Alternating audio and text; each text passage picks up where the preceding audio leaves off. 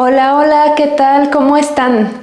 Bienvenidos a una lección más de los sonidos del abecedario.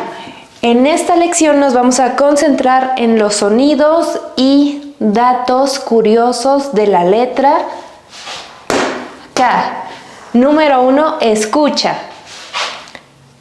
K, que, ki, ko, ku. Número 2, escucha y repite. K, que, ki, ko, ku. Muy bien, por ejemplo, kayak, kermés, kimono, koala, kung fu. Bien, por lo general estas palabras con la letra K provienen de idiomas extranjeros.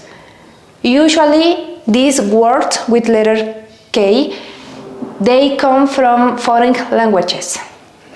Por ejemplo, la palabra kayak, esa palabra tiene su origen esquimal de América del Norte y Siberia. Kermés proviene del neerlandés. Kimono tiene su origen japonés.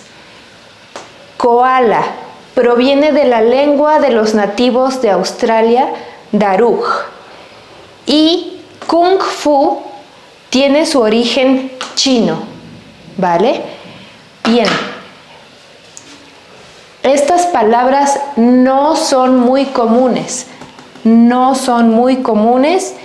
Y vamos a ver, let's see. Las palabras propias del español con este sonido K es C-A, ¿vale? Vamos a tenerlo más cerca. K-A-C-A, el mismo sonido, K. K-E, Q-U-E. Esta U es silenciosa. Que. Ki, Q-U-I, ki. Koala, ko, C-O, ko. Por ejemplo, corazón, aquí. Este es un corazón, ¿vale?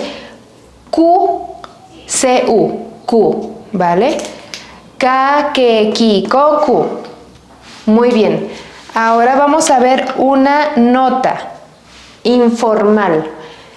Vocabulario informal. Por ejemplo, what? ¿Qué? A veces en los memes o en mensajes de texto SMS escriben K-H-E o K-H-A. K para expresar qué. ¿Qué? ¿Vale? O también esto. TQM means I love you a lot. Te quiero mucho. Quiero con K, with K. Quiero. Esto es muy informal, ¿vale?